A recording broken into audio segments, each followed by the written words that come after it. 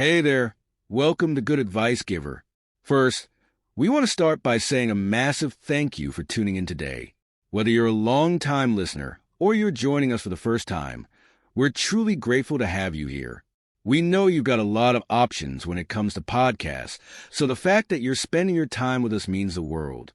So thank you. That's right. We're excited to have you with us because here on Good Advice Giver, we cover just about everything. Whether you're interested in sports, relationships, sex, money, finances, business, digital marketing, music, education, movies, comedy, or something else entirely, we've got it all. No topic is off limits here, and we dive deep into real, meaningful conversations that matter. We've also got a mix of male and female hosts, so you're always getting a well-rounded perspective on every topic we cover, from business strategies to personal development, from car shopping to digital products like affiliate marketing. We bring a little bit of everything to the table. Our goal is to offer advice, insights, and some laughs along the way to make sure you feel welcome and engaged, no matter what brought you here. And it doesn't stop there. We're not just about giving great advice, we're about action. On this podcast, we even sell products and services we believe in, from affiliate marketing opportunities to cars and more. So whether you're looking to boost your business or find practical ways to improve your everyday life, you're in the right place. As always, we want you to stay connected with us. Be sure to download this episode so you can listen anytime, anywhere, whether you're commuting, working out, or just relaxing.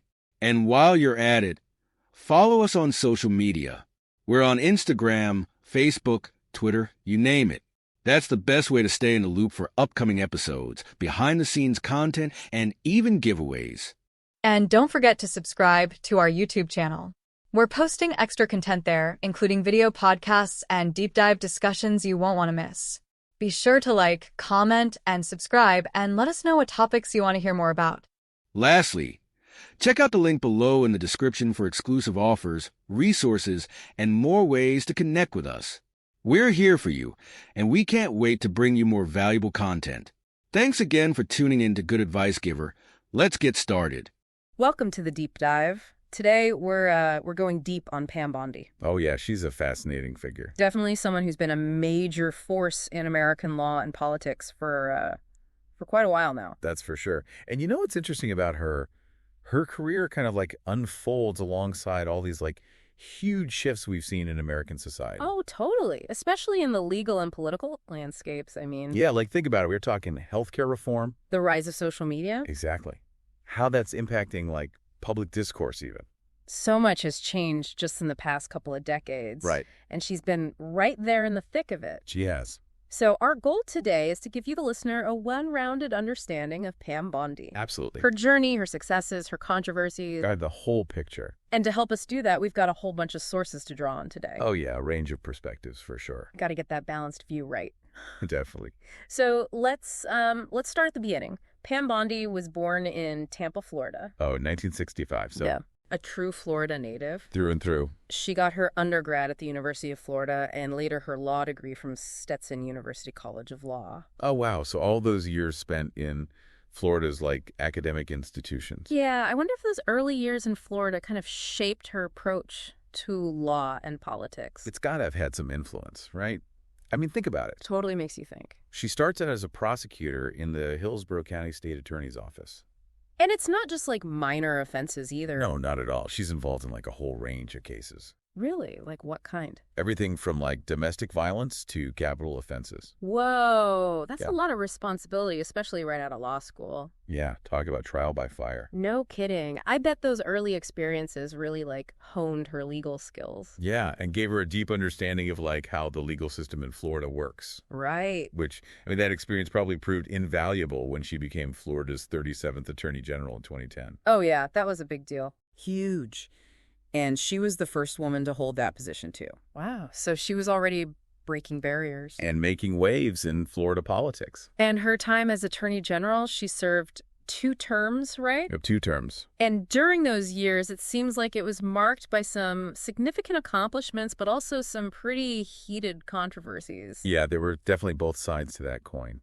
So let's start with the accomplishments. One area where she really made her mark, it seems, was in the fight against human trafficking. Absolutely. She was a huge champion for that cause. She championed legislation, provided support for survivors. Pushed to educate the public and law enforcement about this issue. Which is often hidden, you know? Exactly. It's a crime that a lot of people don't even realize is happening. It seems like she was really dedicated to raising awareness about it. She was. And it's interesting how this was all happening while this issue was gaining national attention. Yeah, it was becoming a bigger and bigger focus. Her work in Florida almost like helped pave the way for stricter laws and support for victims across the country. Yeah, in a way, she was kind of ahead of the curve on that. Now, on the other hand, her time as Attorney General wasn't without controversy. Oh, definitely not. One of the most prominent controversies, I think, involved her decision not to pursue fraud charges against Trump University. Oh, yeah, back in 2013. That one really blew up in the media. It did, and it became this huge symbol of all the partisan divisions that were bubbling up at the time. Yeah, it really put her in the spotlight, did it? Oh, it did, for sure, and it really fueled criticism from those who were already opposed to her. Right. And probably solidified the support from those who were already on her side. Like a rallying point, almost. Yeah, exactly. Now, another controversy that I was kind of surprised to learn about was her involvement in the ACA lawsuit. Oh, the Affordable Care Act. Yeah. That was a landmark piece of legislation for sure. It was, and it seems like Bondi was right in the thick of the legal and political battle surrounding it. Absolutely. She saw it as an example of government overreach. And under her leadership, Florida joined a multi-state lawsuit challenging the individual mandate. Yeah, that was a key provision of the act. And this lawsuit, it went all the way to the Supreme Court, right? All day. And while the ACA wasn't overturned entirely, the lawsuit did end up weakening the individual mandate. It did. Which had a huge impact on millions of Americans. No doubt. It really shows how her actions weren't just like symbolic. Right. They had real world consequences. Definitely something to think about. So you have this massive piece of legislation that's completely reshaping the healthcare system. Yeah. And she's right in the middle of this legal and political battle. It was a really intense time. It really highlights how divided the country was. And still is. On the role of government in healthcare. Absolutely. Now, going back to that Trump University controversy, Okay. critics were pointing to this $25,000 donation from a Trump-affiliated foundation to a political action committee that was supporting Bondi. They saw it as evidence of a conflict of interest. Yeah, that was a big part of the argument against her. Now, Bondi denied any wrongdoing, Of course. but the media scrutiny was intense. Oh, yeah, it was everywhere. And this was all happening at a time when partisan divisions were already growing in the country. Right. So the Trump University case, it kind of became this lightning rod. It really did. Now, another issue that fueled a lot of debate was Bondi's stance against same-sex marriage. Uh-huh. She publicly argued in favor of upholding Florida's ban on same-sex marriage. And at the time, that aligned with a lot of conservative viewpoints. It did, but as public opinions started to shift, her stance was seen by many as increasingly out of step with like the changing social landscape. Yeah, it's interesting how her views on that kind of played out over time. Right. It shows how complex her career really was. Yeah. On one hand, she's advocating for positions that are aligning with a segment of the population. Right. But on the other hand, those same positions are being challenged by evolving social norms and values. Exactly. It's a real push and pull. And I think all of that experience battling the ACA, handling controversies like the Trump University case, Yeah. it really set the stage for her to step onto the national stage. Oh, absolutely. That's where we see her next. Right into the national spotlight. And that's a whole other chapter. Yeah. It's kind of wild how, like, after all that, after building her career in Florida, she just steps onto the national stage. Right. Like she goes from being Florida's Attorney General to this... As this national figure. Yeah, exactly. And, you know, it all starts with her becoming a really vocal supporter of Donald Trump. Oh, yeah. And then joining his legal defense team during his first impeachment trial. That was a huge moment. It was. And it was interesting to see how her communication skills, like her ability to explain all this complex legal stuff in a way that like regular people could understand. Yeah. It really came to the forefront during the Totally. She was able to connect with like a whole segment of the population that was looking for that kind of perspective. And she became a regular on conservative media outlets. Oh, for sure. Which, you know, that was all happening alongside this surge in conservative media. Yeah, there were like all these new outlets and personalities popping up. And Bondi was able to really tap into that and like solidify her position as a leading voice in the Republican Party. It was a perfect storm, kind of. Now, while all that's going on, she's also still advocating for causes she cares about, Oh, yeah. She never stopped doing that. like human trafficking and the opioid crisis. Two really critical issues. Huge problems facing communities all across the country. And it's important to know she didn't just, give speeches or make appearances. No, she was really trying to connect public awareness to policy changes. You wanted to see action. Exactly. She wasn't just talking about these issues. She was trying to make a difference. And that's commendable, I think. It is, but some people argue that all the controversy in her past, like the Trump University stuff, Yeah. it kind of overshadows the good work she did. It's a valid point, for sure. It makes you wonder how all those contrasting elements play into her legacy. This is a tough question. It really is. So we've got this woman who built a career as a tough prosecutor, became Florida's first female attorney general, Yeah. faced tons of controversy, Fought for causes she believed in. and then stepped onto the national stage and became a major voice in the Republican Party. It's been quite a journey. It really has. And I think it raises some really interesting questions about, how we evaluate public figures in general. Totally. Do we just focus on their policies? Or do we consider their character, their motivations, the actual impact they've had on people's lives? It's a question that goes way beyond Pam Bondi. Absolutely. It applies to anyone who's in the public eye. And there's no easy answer. Nope. It requires us to think critically, to weigh different perspectives, to recognize that people are complex. And that there's rarely a simple good or bad. It's about recognizing nuance, understanding the context, and having these thoughtful conversations. And I think that's what we've tried to do with this deep dive into Pam Bondi's world. We've given you, the listener, the information and the context. To form your own conclusions. Right. And at the end of the day, that's all we can really do. So as we wrap up this part of our deep dive, we want to leave you with this question.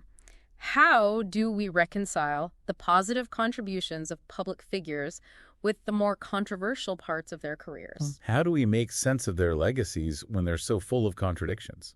These are questions worth thinking about. Not just for Pam Bondi.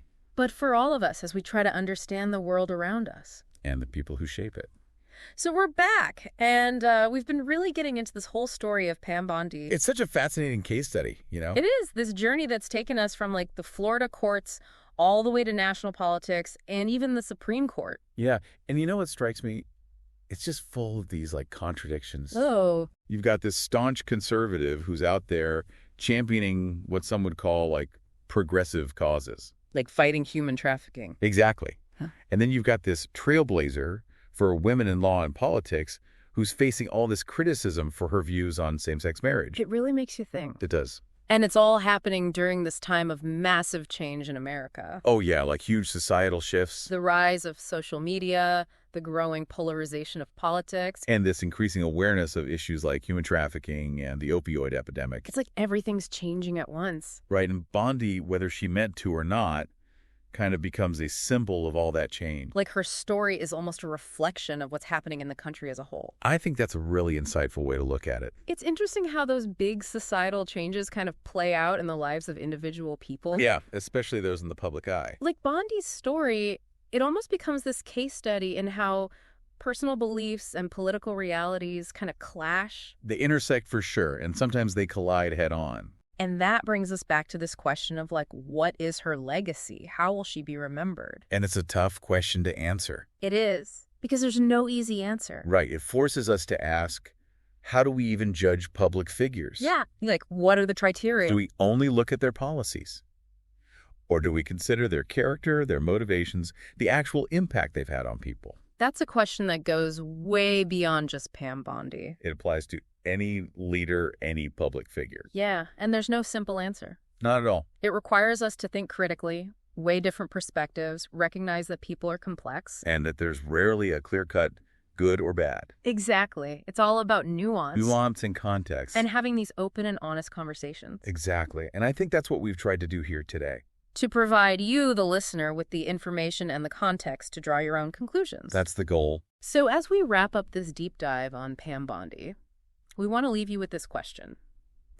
How do we reconcile the good that public figures do with the more controversial aspects of their careers? How do we grapple with the complexities of their legacies? It's something to think about.